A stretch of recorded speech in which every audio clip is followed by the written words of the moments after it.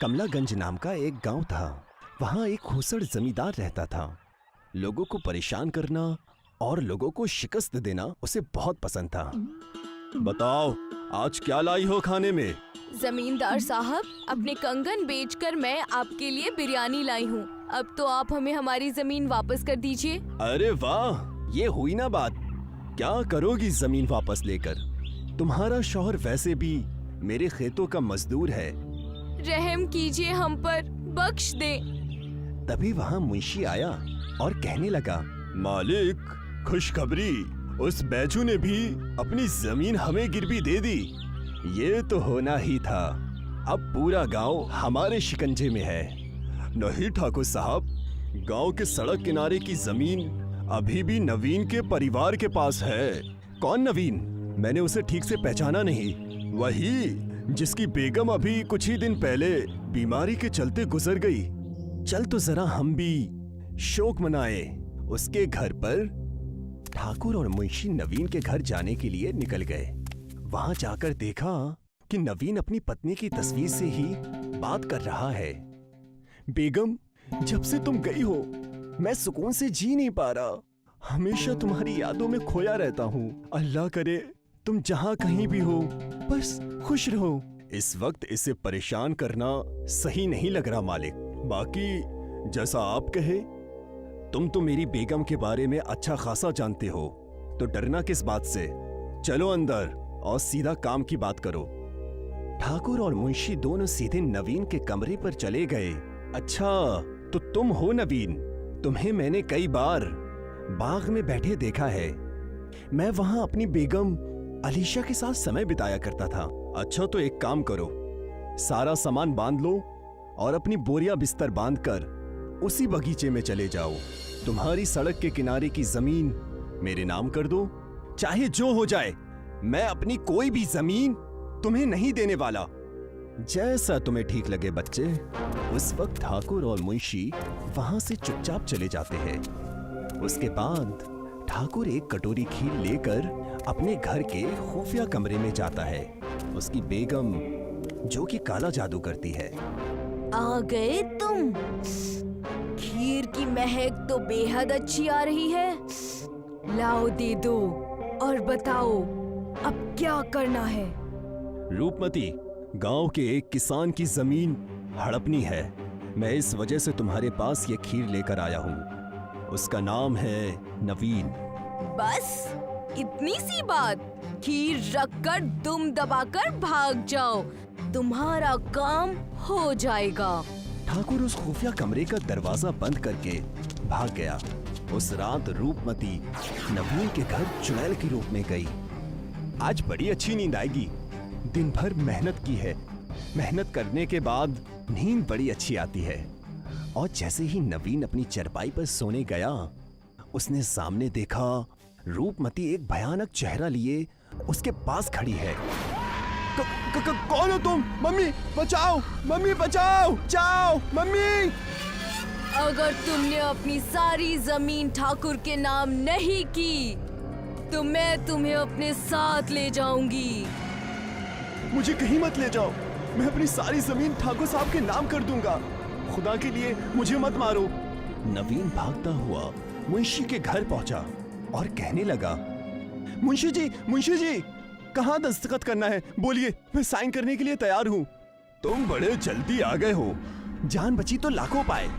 बस तुम ठाकुर से कहना अब वो मेरे पास ना आए। नवीन ने अपनी सारी कीमती जमीनें उनके नाम कर दी। ये बात जानकर ठाकुर बड़ा खुश हुआ और कहने लगा, ये तो होना ही था। अब पूरा गांव हमारे कब्जे में है। जब तक मेरी बेगम नायदा मेरे साथ है, तब तक मुझे कोई शिकस्त नहीं दे सकता है। हाँ जनाब, गांव में जहां तक हमारी नजरें जाएंगी, वहां तक आपकी जमीनें हैं। एक तरफ ठाकुर और मुंशी बड़े खुश थे। गांव के लोगों ने एकजुट होकर बैठक रखी। आखिर कब तक हम ठाकुर की बेईमानी सहते रहेंगे? उसकी डरावनी बेगम बहुत खतरनाक है।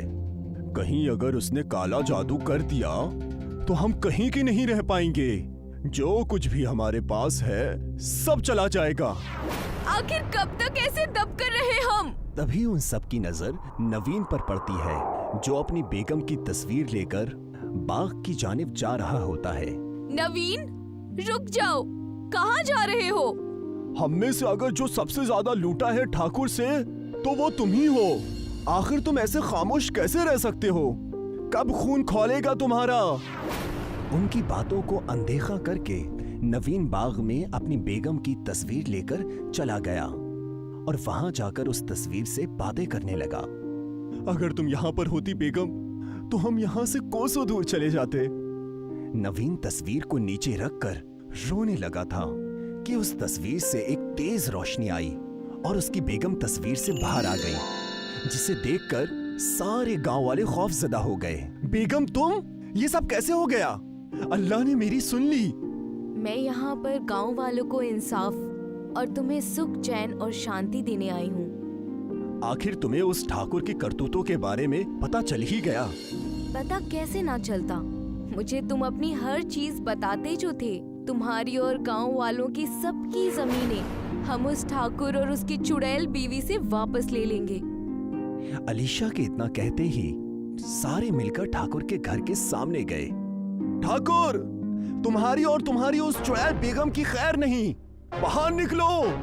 गांव वालों के गुस्से को देख ठाकुर मुंशी से कहने लगा, अरे गांव वाले एकजुट होकर कहीं हमें मारने तो नहीं आए हैं?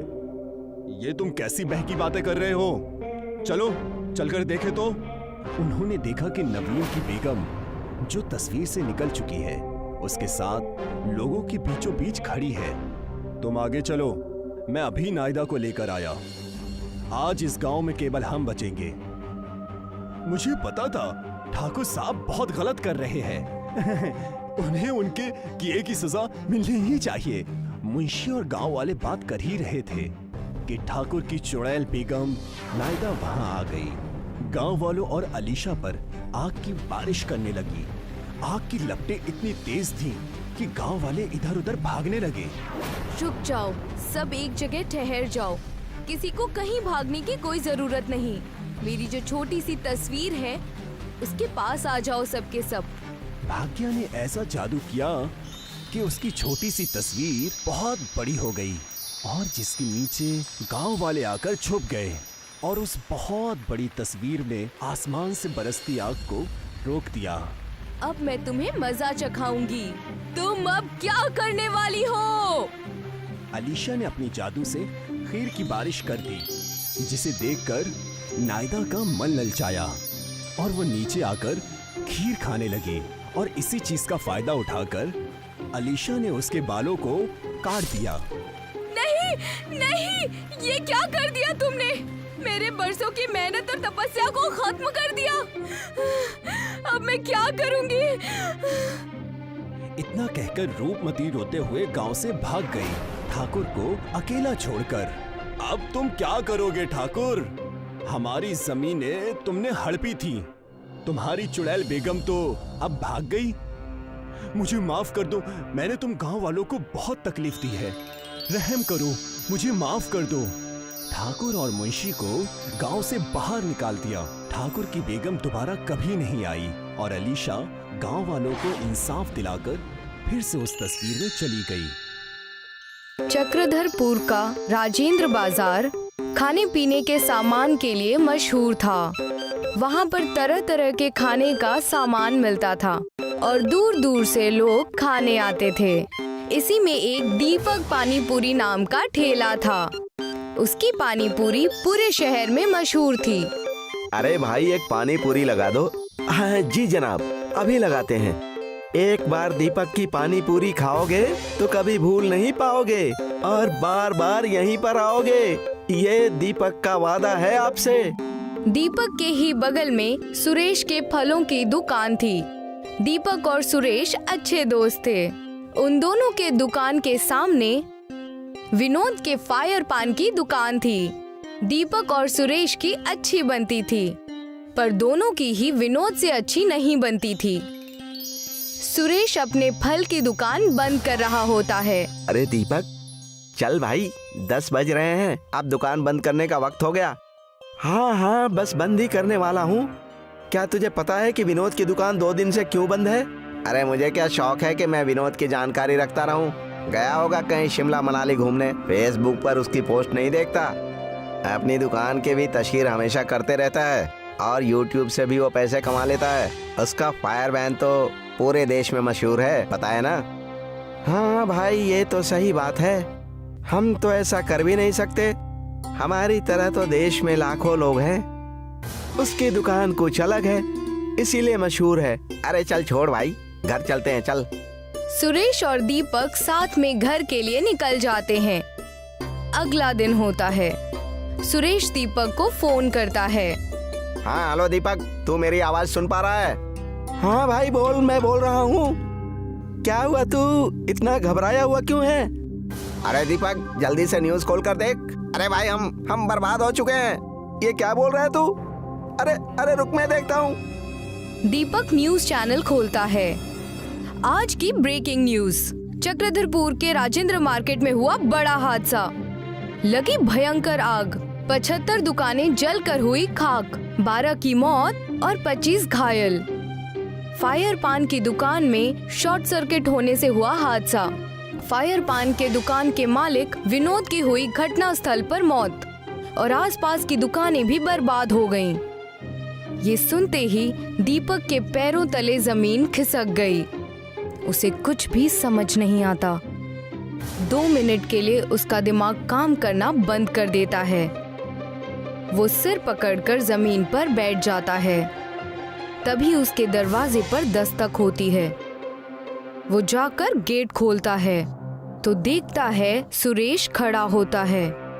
उसकी आंखें भी लाल होती हैं और वो गहरी चिंता में लगता है। अरे सुरेश, अरे ये क्या हो गया भाई? अरे हम तो बर्बाद हो गए। अरे विनोद के बारे में हम कल क्या क्या बोल रहे थे, हम उसे आखिरी बार मिल भी नहीं पाए। दीपक और सुरेश एक दूसरे को देखकर रोने लगते हैं। फिर कुछ देर बाद दोनों खामोश होते हैं। अरे चल यार, अब रोने से कुछ नहीं होने वाला। चल कर दुकान की हालत देख कर आते हैं। हाँ हाँ भाई चल चल, अब जो हो गया उसे बदल तो नहीं सकते ना। सुरेश और दीपक साथ में राजेंद्र मार्केट जाते हैं। वहाँ पर अपने साथी दुकानदार से भी मिलते हैं जिनकी दुकानें जल चुकी होती हैं। अरे अब तो हमें फिर से नए सिरे से दुकान शुरू करनी पड़ेगी और हम जिस हालत में थे वहाँ पर पहुँचने में तो हमें महीनों लग जाएंगे। अरे भगवान करे जिनके साथ ये अनहोनी हुई है उन्हें और उनके परिवार वालों को कुछ ताकत मिले। भगवान उन्हें फिर से हिम्मत और ताकत दे ताकि वो फिर से उठ सके। दीपक और सुरेश अपनी दुकान फिर से बनाने में लग जाते हैं। उनके सामने ही विनोद की दुकान जली पड़ी होती है। विनोद के परिवार वाले एक बार उनके दुकान को देखने आते हैं और उसकी बीवी बहुत रो रही होती है। ये सब देखकर दीपक और सुरेश को बेहद बुरा लगता है। यार जब भी मेरी नज़र विनोद की जली हुई दुकान पर पड़ती है तो मुझे उसकी बहुत याद आती है और बहुत तकलीफ होती है। उसके फायर पैन की दुकान कितनी फेमस थी। वो पहला इंसान था जिसने फायर पान की दुकान शुरू की थी। हमें उसकी याद में कुछ करना चाहिए। अरे मगर हम क्या कर सकते हैं? दीपक और सुरेश की दुकान धीरे धीरे लाइन पर आने लगती है। दीपक और सुरेश रोज विनोद की दुकान देखते हैं और उन्हें बेहद दुख होता है। फिर एक दिन दीपक को एक आइडिया आता है। यार सुरेश मेरी बात सुन, मुझे एक तरकीब सूझी है। क्यों न विनोद के फायर पान दुकान के नाम से हम लोग भी अपनी दुकान का नाम फायर पानी पूरी रख लें। इसका क्रेडिट विनोद को ही देंगे। इससे लोग उसे याद भी रखेंगे और हो सकता है हम भी मशहूर हो जाएं। हाँ यार तेरी तरकीब तो अच्छी है, बिल्कुल अलग है। मेरे ख्याल से ये करना चाहिए। इसके बाद दीपक और सुरेश मिलकर फायर पानीपुरी की दुकान शुरू करते हैं। उसमें एक बड़ा सा पोस्टर लगाते हैं जिसमें विनोद के बारे में लिखा होता है और उसे ट्रिब्यूट दिया होता है। उसमें लिखा होता है कि कैसे दीपक को विनोद की जगह से फायर पानीपुरी बनाने की सीख मिली। उसमें विनोद के बारे में भी लिखा होता है कि जैसे वो हमेशा कुछ नया करने की कोशिश करता था, वो लोग एक और बोर्ड भी बनाते हैं जिसमें लोग अपना रिव्यू लिख सकते हैं। देखते ही देखते शहर में ये पानीपुरी बहुत मशहूर हो जाती है। अरे तूने देखा ना, मैंने कहा था ना तेरी तरकीब जरूर कामयाब होगी। मुझे पहले ही पता था। विनोद को भी बहुत अच्छा लगता होगा कि उसके कितने सारे दोस्त थे। और लोग उसके बारे में कितनी बेहतरीन बातें हमारे रिव्यू बोर्ड पर लिखकर भी जाते हैं। अगर वो ये सब देख पाता तो कितना खुश होता। अरे हाँ यार, ये बात तो सच है, उसे तो सच में बहुत खुशी होती। मेरे ख्याल से हमें भी एक YouTube चैनल बनाना चाहिए जिससे हमारी भी पहुंच बहुत दूर दूर तक हो। हाँ, इस काम में तो बिल्कुल देरी नहीं होनी चाहिए। इसके बाद सुरेश और दीपक फायर पानीपुरी के नाम से एक YouTube चैनल बनाते हैं। वो वहाँ पर फायर पानीपुरी की रेसिपी और उसे खाने का अंदाज शेयर करते हैं। उस पर बहुत व्यूज आते हैं और देखते ही देखते उसके सब्सक्राइबर्स बढ़ ही जाते हैं। इससे जो भी कमाई होती है वो दोनों आपस में बांट लेते हैं और फिर दोनों मशहूर हो जाते हैं और उनकी फायर पानीपुरी पूरे देश में मशहूर हो जाती है और बहुत से अलग अलग जगह पर बिकने लगती है। एक गांव शिमला में एक लड़का रहता था, सूरी। सूरी के अब्बू की चाय की दुकान थी। वो सुबह उनकी मदद करता और फिर स्कूल चला जाता। स्कूल में सूरी से कोई ठीक से बात नहीं करता था क्योंकि वो चाय बनाने वाले का बेटा है। वो सबसे बात करने की कोशिश करता है, दोस्तों के ग्रुप में शामिल होना चाहता है, लेकिन कोई भी उससे बात नहीं करता। और अगर वो बात करने की कोशिश भी करता तो सारे लोग उसका मजाक उड़ाने लगते। हे, कोई मेरे साथ वीडियो गेम खेलेगा? हाँ, मैं खेलूंगा। अरे चाय बनाने के लिए नहीं, गेम खेलने के लिए बुला रहा हूँ, तू रहने दे। सूरी को बहुत बुरा लगता है। वो घर आते ही मुंह फुलाकर बैठ जाता है। सूरी के अब्बू ये देखते हैं और उसके लिए खाना लेकर आते हैं। अरे क्या हुआ सूरी, तू मायूस क्यों है आज? ले खाना खा ले, तुझे अच्छा लगेगा, ले। पापा, कोई और काम क्यों नहीं करते? आपको इतने सारे कामों में से यही काम मिला। चाय बनाने में क्या बुराई है? दिन में सबसे ज्यादा लोग इसी के बारे में सोचते हैं। नहीं, मेरे दोस्त तो मजाक उड़ाते हैं, मुझे अपने साथ खेलने में भी शामिल नहीं करते। बोलो कौन सा खेल खेलना है, अभी खेलते हैं। आपके साथ नहीं, उनके साथ खेलना है।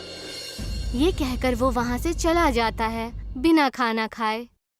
सूरी के अब्बू को ये देखकर बहुत बुरा लगता है कि उनकी वजह से उनके बच्चे के दोस्त बहुत दूर जा रहे हैं। उसके पिताजी चाय बनाने के साथ दूसरा काम भी ढूंढने लगते हैं। वहीं स्कूल में बच्चों को ट्रिप पर ले जाने का प्रोग्राम बनता है। कुछ दिन बाद आप सभी बच्चों को एक जंगल ट्रिप पर ले जाया जाएगा। सभी बच्चे उसी तैयारी के साथ आएंगे। सारे बच्चे खुश हो जाते हैं। सूरी घर आकर ये बात अपने अब्बू को बताता है। पापा, मुझे स्कूल की तरफ से जंगल की ट्रिप पे ले जाया जा रहा है। मुझे जरूरी सामान पैक करके दे दीजिएगा। अरे वाह, ये तो बहुत अच्छी बात है। अपने सामान में एक छोटा बर्तन जरूर लेकर जाना। वहाँ अगर कुछ पकाना हो तो काम आ सकता है, ठीक है? जी पापा, जरूर। और हाँ, तुम्हें एक और बात बतानी थी। मैं नई नौकरी ढूंढ रहा हूँ। तुम्हें अब अपने दोस्तों के सामने शर्मिंदा नहीं होना पड़ेगा और वो तुमसे बात भी करेंगे। सच पापा? हाँ। सूरी खुशी से पिताजी के गले लग जाता है। कुछ दिन बाद उस जंगल ट्रिप पर जाने का दिन आ जाता है। सब उस जंगल में पहुंचने के बाद ट्रैकिंग शुरू कर देते हैं। मैं सबको 4 ग्रुप में बांटूंगा जिसमें एक लीडर भी होगा। वो सब एक साथ में रहेंगे और अपना काम करेंगे। सब अपने लीडर की बात मानेंगे, समझ गए ना? सब अपना बैग लेकर ट्रैकिंग शुरू करते हैं। अरे किसको लीडर बना दिया? इसको तो चाय के अलावा कुछ नहीं आता। सब हंसने लग जाते हैं। सूरी को बहुत बुरा लगता है। कुछ दूर चलने के बाद वो थक जाता है। चलो यहाँ रुक जाते हैं, थोड़ा खा पी भी लेते हैं। बाकी सभी मान जाते हैं और रुक जाते हैं। नहीं, हम नहीं रुक सकते। अगर हम रुके तो लेट हो जाएंगे और कुछ ही देर में अंधेरा भी होने वाला है। लो, लीडर बना दिया तो अब हम पे हुक्म चला रहा है। नहीं, हम नहीं चलेंगे। तुझे जाना हो तो जा। हम थोड़ा नाश्ता करने के बाद ही ट्रैकिंग शुरू करेंगे। तू जा। सूरी के मना करने के बाद भी वो वहीं रुकते हैं, लेकिन फिर भी सूरी उन्हें नहीं छोड़ता और उनके साथ वहीं रुक जाता है। कुछ ही देर में टीचर और बाकी के बच्चे आगे निकल जाते हैं और वो वहीं रह जाते हैं। थोड़ी देर आराम और नाश्ता करने के बाद वो अपनी ट्रैकिंग शुरू करते हैं, लेकिन जल्द ही सूरज डूब जाता है और अंधेरा हो जाता है। अरे ये तो अंधेरा हो गया, अब तो रास्ता भी समझ में नहीं आ रहा। बाकी बच्चे भी डरने लग जाते हैं। कुछ ही वक्त में ऐसा मोड़ आ जाता है जहाँ से रास्ता पता करना मुश्किल हो जाता है और उन्हें वहीं ठहरना पड़ता है। अब तो मुझे भी रास्ता नहीं पता, मेरे ख्याल से हमें आवाज लगानी चाहिए। तुरंत ही वो चारों टीचर और अपने क्लास के विद्यार्थियों को आवाज लगाते हैं, लेकिन बात नहीं बनती। हाँ, टीचर टीचर, अरे कोई हमें सुन रहा है? हम खो गए हैं, कोई है? सब चिल्लाते हैं लेकिन कोई भी जवाब नहीं आता। लगता है हम बहुत पीछे रह गए हैं, हमें आगे का रास्ता नहीं पता, इसीलिए हमें यहीं रुक जाना चाहिए। हो सकता है अगर आगे गए तो रास्ता भटक जाए। नहीं, हमें कोशिश करनी चाहिए, क्या मालूम हम सही जगह पहुंच जाएं। रात बहुत हो चुकी है, जानवरों का भी डर है। टीचर थोड़ी देर में हमें खोजते हुए आ ही जाएंगे, हमें यहीं रुकना चाहिए। सबको उसकी बात ठीक लगती है और वो लोग वहीं रुक जाते हैं। कुछ ही देर में रात हो जाती है और तेज ठंडी हवा बहने लगती है और उनके पास बचा खाना भी खत्म होने लगता है। हाँ, अब तो हमारा खाना भी खत्म हो जाएगा और पानी भी खत्म हो जाएगा। अब भी कहता हूँ मैं, हमें चलना चाहिए। अरे लेकिन जाएंगे कहाँ? रास्ता तो बंद है। मुझे तो बहुत डर लग रहा है, कहीं कोई जानवर ना हमें खा जाए। मुझे तो बहुत ठंड भी लग रही है। हाँ मुझे भी। मैं आग जलाता हूँ और सब लोग आग जलाते हैं। कुछ देर जलने के बाद आग कम होने लगती है। हम क्या करेंगे, इतनी ठंड है, आग भी खत्म हो रही है। जानवर से नहीं तो ठंड से छूट कर मर जाएंगे। सूरी कुछ सोचता है और कहता है, मेरे पास एक आइडिया है। मेरे पास बर्तन और चाय की पत्ती रखी हुई है बैग में। वो आग बुझने के बाद तक गर्म रहेगी तो हमें भी गर्म रखेगी। सूरी तुरंत वो बर्तन निकालता है और सब उसे अपना पानी दे देते हैं, लेकिन फिर भी पानी कम पड़ता है। वहीं पास में जमीन पर बर्फ पड़ी होती है, वो उसे उठा लेता है। जैसे ही काली चाय बनती है, आग खत्म हो जाती है। सबको बहुत अच्छा लगता है। उसे पीने के बाद सब तारीफ भी करते हैं, लेकिन अयन सिर्फ चुपचाप चाय पीता है। कुछ ही देर में उन्हें पत्तियों की आवाज आती है और वो अपने पीछे की तरफ देखते हैं। वो देखते हैं कि उनके टीचर आ रहे हैं। सब राहत की सांस लेते हैं। कैंप में पहुंचने के बाद जब टीचर उनकी तारीफें करते हैं तो अयन कहता है कि वो महफूज उनके लीडर सूरी की वजह से है। ये सुनकर सूरी को बेहद खुशी होती है। सूरी की कहानी सुनकर सब उससे दोस्ती करने आते हैं। अगर आज सूरी को चाय बनानी नहीं आती तो शायद सब उसके दोस्त नहीं बनते। आज पहली बार उसे चाय वाला होने पर खुशी हो रही थी। अगले दिन वो खुशी खुशी अपने पिताजी के पास गया और उन्हें सारी बातें बता दी। अरे ये तो बहुत खुशी की बात है। एक बात तो मेरे पास भी है, मैंने अच्छी नौकरी ढूंढ ली है। सूरी ये सुनकर हैरान और उदास हो जाता है। नहीं पिताजी, आपको काम बदलने की कोई जरूरत नहीं है। आप जो भी काम करते हैं वो अच्छा ही होता है और कोई भी काम छोटा या बड़ा नहीं होता। ये मुझे अब समझ आ गया है। सूरी के पिता ये सुनकर खुश हो जाते हैं और अगले दिन वो खुशी खुशी अपने दुकान में अपने अब्बू की मदद करने लगा। और जैसे ही वो स्कूल पहुंचा तो सब उससे मिलकर उससे बातें करने लगे और उसके साथ खेलने लगे।